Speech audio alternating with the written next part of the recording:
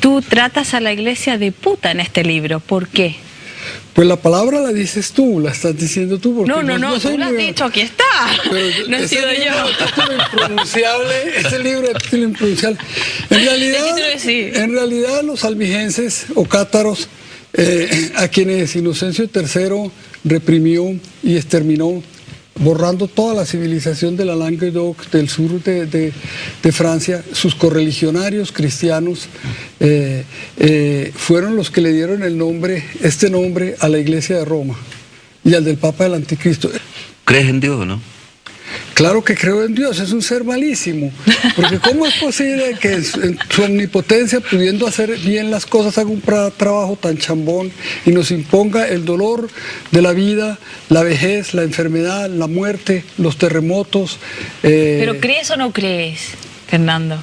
Porque mira, yo he leído donde dice que no crees. ¿Qué entendemos por Dios? Entendemos claro. por Dios. Si entendemos por Dios el creador del universo, desde la eternidad, a mí me cuesta tanto trabajo atribuirle la eternidad al universo como atribuírsela a Dios. Pero si la escolástica y la teología católica le dan entre las cualidades de Dios la de la bondad, pues yo no veo cómo puede ser bondadoso quien en su omnipotencia pueda hacer el bien haga el mal.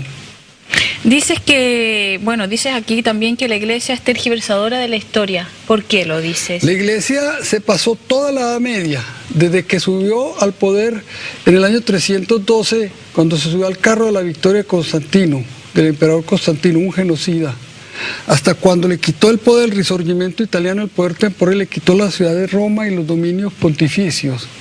La iglesia no hizo sino falsificar documentos y tergiversar la verdad. Ella era la dueña de la escritura. Ella produjo la oscuridad de la Edad Media. Durante toda la Edad Media falsificó. A los 100 años de que Gutenberg inventó la imprenta de tipos móviles, la iglesia creó el índice de libros prohibidos para arrojar la libertad de expresión. Fernando, hace pocos días aquí en un diario chileno, La Tercera, salió esta noticia. Científico plantea que Jesús no habría resucitado si no salido de un coma. ¿Qué opinas? Pues mira, ¿para qué le seguimos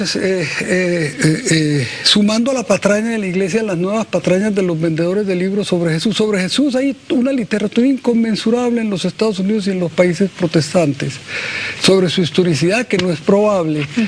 Sobre ¿Tú Pablo igual. La existencia de Cristo en el libro? Sí, pero... Dices que es como una unión de todas las de dioses y profetas más antiguos. Sí, pero dejemos la teoría de qué es, cuál Cristo de todos, porque la iglesia tiene tres muy distintos. En el Nuevo Testamento, en los 27 textos del Nuevo Testamento hay tres Cristos. Uno es el de los evangelios sinópticos, que son el de Marcos, el de Mateo y el de Lucas. Otro es el del Evangelio de Juan, distintísimo, y otro es el de Pablo. ¿En qué es distinto el Evangelio de Juan a los otros tres? Son distintísimos. Cristo de Pablo es una entidad teosófica casi sin carne ni hueso, pese a que muere y resucita. El Cristo de los sinópticos come como descosido y bebe como cosaco, y todavía después de muerto, cuando resucita, pide que le den de comer y le dan pez asado.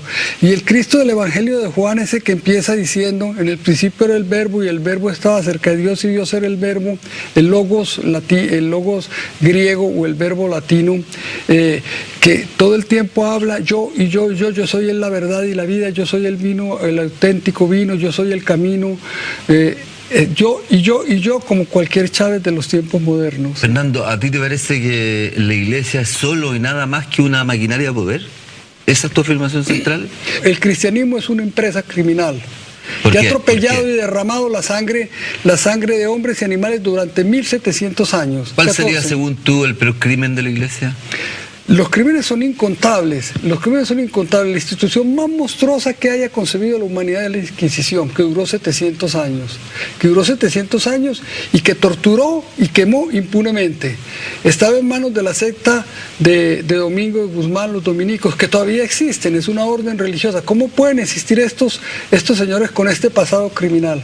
A los nazis no se les puede hacer la apología en el país donde surgieron, en Alemania, porque es una empresa criminal que solo atropelló a la humanidad 13 años. El cristianismo la lleva atropellando 1700 años. Al cristianismo le vemos toda la oscuridad de la Edad Media, la oposición al avance de la ciencia, con su cruzada en favor de la paridad y con su oposición a la interrupción del embarazo y a los métodos anticonceptivos y al control demográfico. La bomba demográfica se nos vino encima.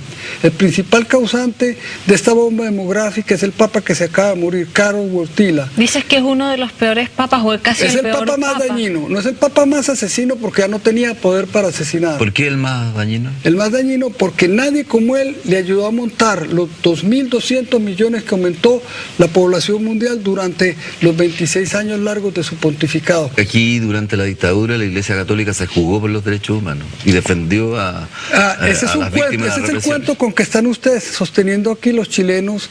Ese es el No, cuento. es verdad, no es un cuento. Entonces yo te hago una pregunta. Ok. ¿Quién era el nuncio apostólico en tiempos de Pinochet? Ángelo Sodano. Sodano, sí. Ángelo Sodano. Ángelo Sodano era amigo de Pinochet. Ángelo Sodano dejó la nunciatura apostólica de acá, que ejerció durante 10 años, para ir a ocupar el segundo puesto del Vaticano, que es el de secretario de Estado. Después del Papa, era el más poderoso. Así lo premiaron. Así le premiaron su amistad de Pinochet. Él no sabía lo que se estaba jugando la iglesia aquí, que perseguía Pinochet a los curas. Entonces se quedó callado Wojtyla, alias Juan Pablo II. Se quedó callado exactamente como se quedó callado Pío XII cuando todo el episcopado alemán, todo en bloque, echaba al vuelo las campanas en honor del Führer, en honor de Hitler. ¿Qué significado decir todas estas cosas? ¿Qué ha pasado? ¿Qué te dice la gente o qué te dice la iglesia? ¿Qué te han dicho en Mira, Colombia, un país que es católico, en México que también lo es? Pues mis tesis las estoy sosteniendo con este libro, que yo no vengo a promover aquí porque yo no soy vendedor de libros. Yo vengo a defender una causa, que es la que está en el fondo de este libro. El libro empieza a circular. Yo le he hecho invitación a los dos cardenales colombianos, de Darío Castrillón y de Alfonso López Trujillo, a que debatamos estos temas, a que respondan el memorial de agravios de mi libro. Y le hago la misma invitación al cardenal Bergoglio de Argentina, de donde vengo, y le hago al de Chile. Y la debatimos en un seminario, delante de los periodistas, la debatimos ante los seminaristas, porque quiero que mi libro, el primer público que tenga mi libro es el de los seminaristas, a quien les va mucho en saber si estos son calumnias o en que razonen y en que abran los ojos. ¿Pero han aceptado esa invitación?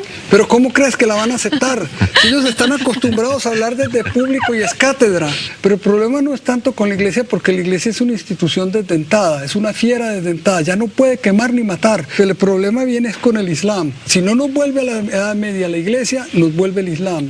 Leímos hace poco que te han concedido la nacionalidad mexicana, llevas mucho tiempo allí y dijiste algo así como: no quiero saber más de Colombia, es una mala patria. Sí, Colombia es una mala patria. ¿Por qué? Y la mejor prueba es que porque hay 4 millones de colombianos afuera. Y estos 4 millones de colombianas se fueron por su gusto o porque Colombia los echó. Y si se pudieran ir 40 millones, se irían 40 millones de colombianos. ¿Por qué se fueron? ¿Has podido en estas pocas horas que has estado en Chile tomarle el olfato a este país? Pues ya siempre lo he sospechado cómo era. ¿Cómo era? Es un país el más ordenado de América Latina. No ¡Qué tan fome! Lo cual es bueno para mí porque no es un orden tan estricto y tan estricto e insoportable como el de los países europeos, como el de Francia, Italia y la misma España. Entonces hay un relajamiento y al mismo tiempo orden. Segundo, es un país inmensamente legalista, cosa que no se me hace a mí muy raro porque yo vengo de uno parecido. Este es un país ordenado y que es el único país que ha tenido avances económicos de América Latina. ¿Nos tienes cariño o no? ¿A qué? A nosotros, los chilenos. Mira, la verdad es que yo me siento en todos los países de mi idioma en mi casa. Yo no me siento extranjero aquí, pues estoy hablando con ustedes como si estuviera en mi casa. Yo no me siento extranjero aquí, ni me siento en Argentina, ni en ningún país del idioma me siento extranjero, son los míos. En realidad yo no estoy renunciando a ninguna nacionalidad colombiana por México porque somos los mismos países. Fernando, ¿y tú desde un punto de vista más ideológico, político, te calificas como un hombre de derecha, un hombre de izquierda o no te interesan esas categorías? Mira, yo tengo un desprecio inmenso por los que detentan el poder en lo alto. Es decir, por los políticos, cualquier matiz ideológico, porque tanto me repugna Pinochet, que era un dictador de derecha, como me repugna Castro, que es un dictador de izquierda. Por lo demás, el Papa Wojtyla, que era acomodaticio, anduvo con ambos, aquí y allá. ¿No estará bien puesto el libro mío, el de mi libro, el título?